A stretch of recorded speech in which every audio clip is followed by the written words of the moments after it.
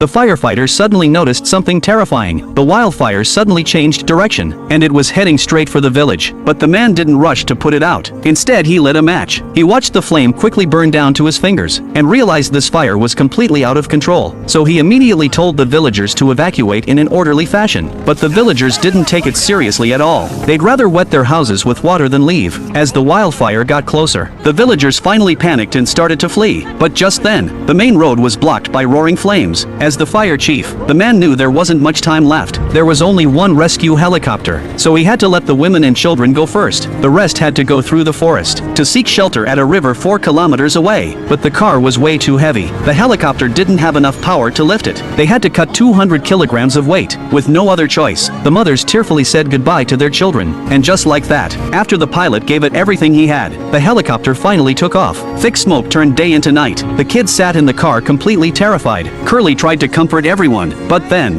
one of the ropes suddenly snapped. The car swayed violently. The kids were scared out of their minds. They were so close to their destination. But the pilot couldn't just ignore it. He didn't have time to think. He quickly found a clearing, and prepared to bring the kids aboard. In the middle of this crisis, Curly jumped out and unhooked the rope, and rushed the kids onto the helicopter. But when the pilot tried to lift off again, the helicopter wouldn't budge. No matter how hard he tried, it was useless. Time was running out. They had to lose more weight. So Curly started tossing out everything that wasn't nailed down. Even the fire extinguishers went. He even threw away his favorite guitar. But to everyone's shock, the helicopter still couldn't take off. Out of options, Curly told the pilot to dump a ton of fuel from the tank, because they still had the backup tank.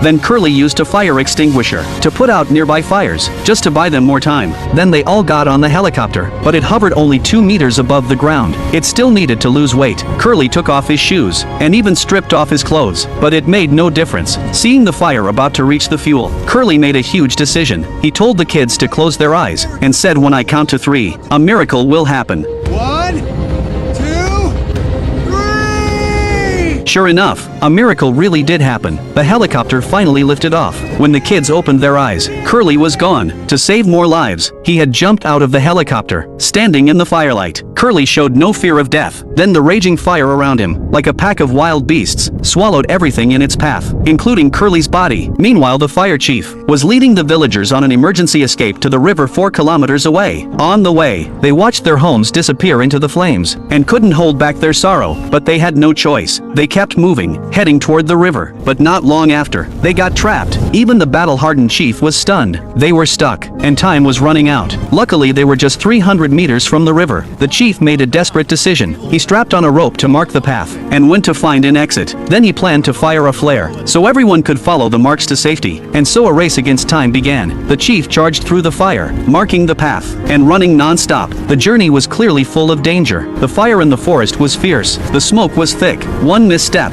and he'd be crushed by burning trees. Fortunately, he wasn't seriously hurt. He got up and kept searching for the way out. But then he found an even bigger wall of fire ahead. Even so, he didn't back down. He pulled his hood tight, gripped his axe, and hacked his way through the flames. Luckily, after all his efforts, he finally saw the river. But the smoke choked him so badly he couldn't open his eyes. He didn't dare waste time. He fired the flare, but to his disbelief, it was a dud. The hope that had just lit up was instantly crushed. He collapsed helplessly, lying on the ground. No one saw the flare, so they gave up hope, and lay under the fire blankets, preparing to die. But just then, a figure surrounded by flames appeared. No one knew how he made it back. Fearless in the face of the inferno, the chief told everyone the way out. Then the firefighters led them, following the marks toward the river. The villagers all jumped in, and were saved. But then someone realized the chief wasn't with them. When he ran back, he found the chief collapsed, barely hanging on, so he tried to carry him out. But everywhere he looked was surrounded by fire. Just as he was losing hope, a government fire plane had filled its tank with water, and was flying right over them. The man saw a chance. He waved and shouted for help, but his voice was drowned in the fire. He refused to give up. Then he had an idea. He grabbed the chief's helmet, switched on the flashing beacon, and hurled it into the air.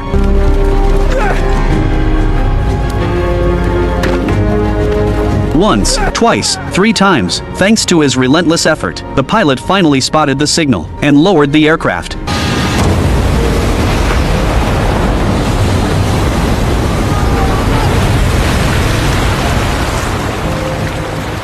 The two men lay on the ground after surviving the disaster, grateful to still be alive. In this wildfire, Curly's sacrifice saved countless lives. In times of danger, it's the firefighters who step up. Salute to the brave ones who run toward the fire.